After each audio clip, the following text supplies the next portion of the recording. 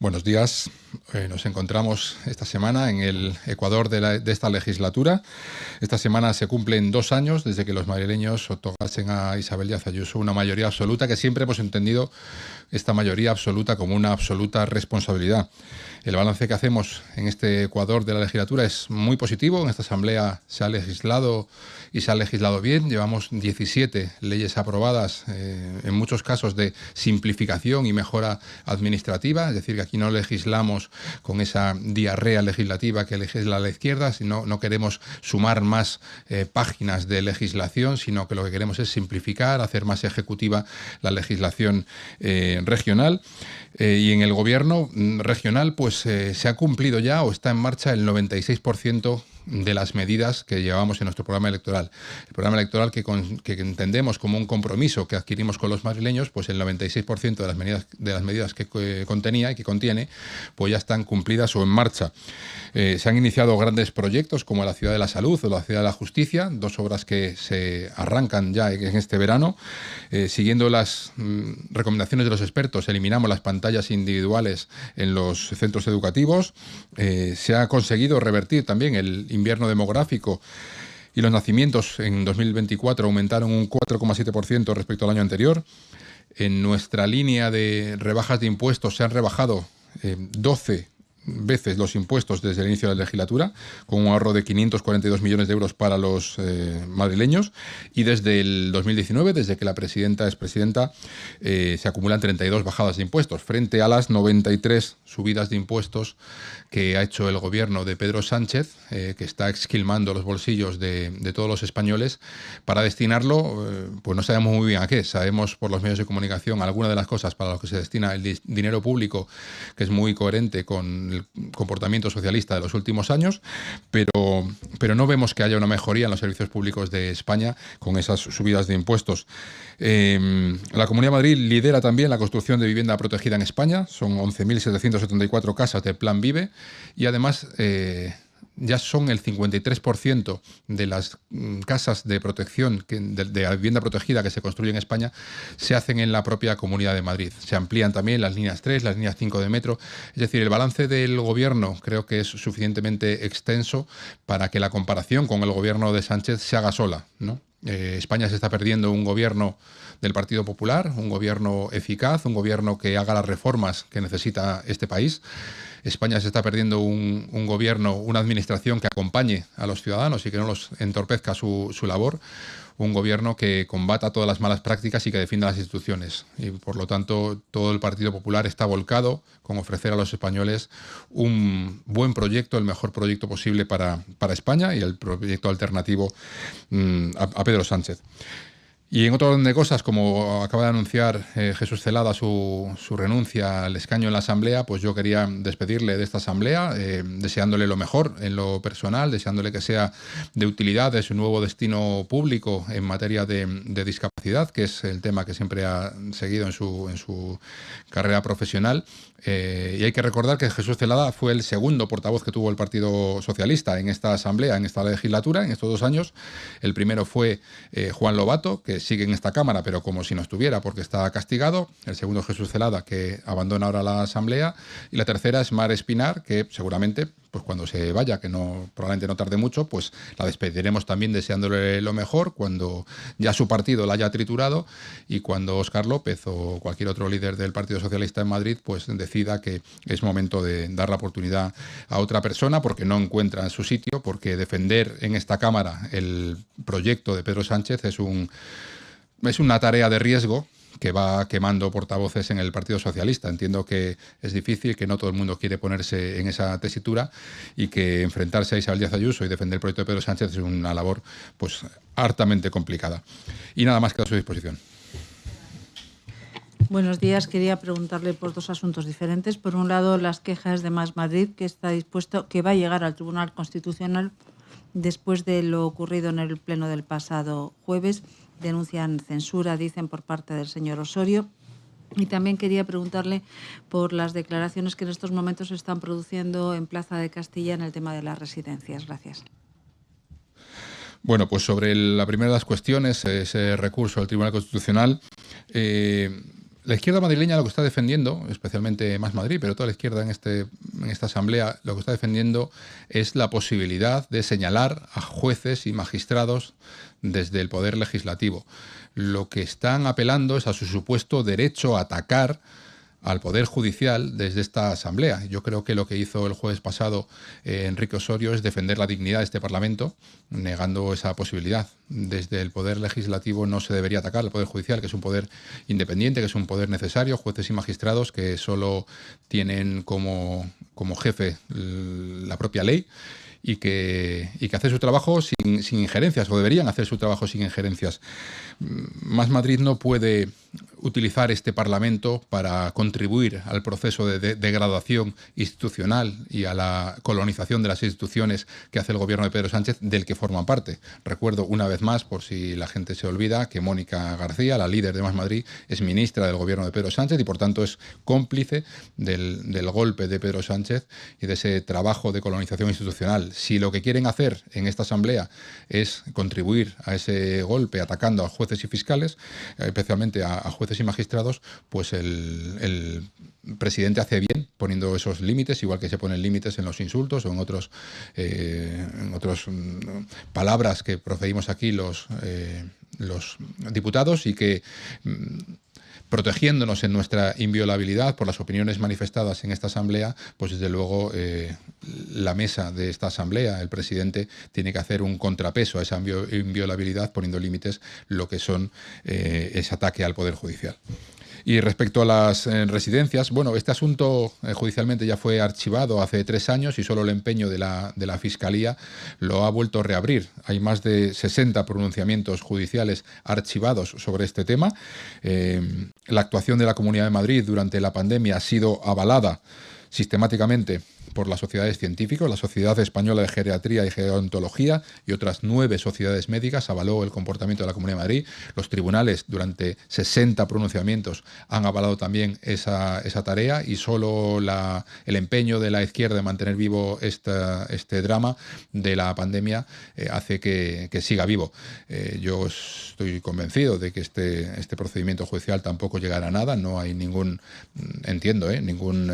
procedimiento delictivo en las personas que están siendo investigadas, pero que lo importante, insisto, es defender que la Comunidad de Madrid hizo bien, que fueron los primeros. La Comunidad de Madrid fue la primera en tomar decisiones rápidas y valientes para atajar una pandemia que venía y que englobaba a todo el mundo, y que esa actuación, pues ya digo, ha sido avalada por las sociedades médicas. Así que nada más que decir, esperemos que sea archivado como las demás denuncias y como las demás que vendrán a continuación, porque la izquierda aquí nunca descansa. Buenos días, portavoz. En primer lugar, sobre el asunto del recurso de amparo que va a solicitar Más Madrid al Constitucional, hablaba usted de que Más Madrid había utilizado su intervención para señalar a jueces y magistrados. Me gustaría saber a qué jueces y magistrados en concreto señaló el diputado en el uso de su palabra. En segundo lugar, el apercibimiento y posterior retirada de la palabra que hizo el presidente de la Asamblea fue llamando a la cuestión. Estaba hablando de ciertos protagonistas del ámbito judicial en una iniciativa sobre justicia. Si fuera por alguna alusión o insulto o falta de respeto al Poder Judicial, mi duda es si no debería haberlo hecho el presidente, por lo que conozco del reglamento, apelando a una llamada al orden, no a la cuestión. No sé si ustedes respaldan el procedimiento que siguió el presidente de la Asamblea. En segundo lugar, sobre el tema de las declaraciones hoy como imputados de 2 exaltos cargos y un exasesor de Ayuso, usted dice que se debe al empeño de la Fiscalía, pero hay un juez que ha recibido ese escrito de la Fiscalía y que ha decidido abrir diligencias en calidad de imputados contra esas personas, llamarlas a declarar como imputados. Me gustaría saber si usted también piensa que ese juez de instrucción está empeñado en abrir este procedimiento contra la Comunidad de Madrid.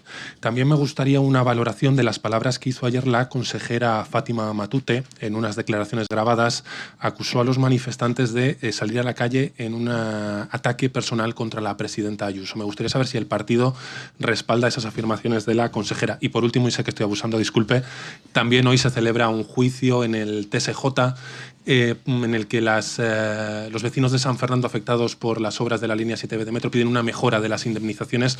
Me gustaría saber qué espera ustedes como grupo parlamentario de ese procedimiento. Muchas gracias. Bueno, voy a intentar hacerlo por orden, ¿vale?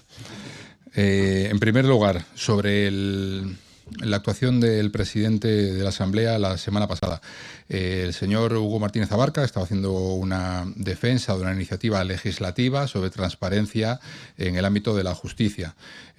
Cuando el señor Martínez Abarca, después de, creo que eran 8 minutos y medio hablando de ese tema, sin que nadie le llamase al orden ni a la cuestión ni a ninguna otra cosa, ejerciendo su libertad, pasa a decir que hay jueces concretos que están contribuyendo a un ataque sistemático contra el gobierno de España. Está haciendo una señalación de jueces que están llevando procedimientos concretos de investigación del entorno del presidente del gobierno. Entiendo que se refería al procedimiento contra el hermano del presidente, la mujer del presidente, el fiscal general del Estado, el número 2 del partido, el número 3 del partido, es decir, todo el entorno del presidente que está siendo investigado por la justicia por distintas tramas de corrupción.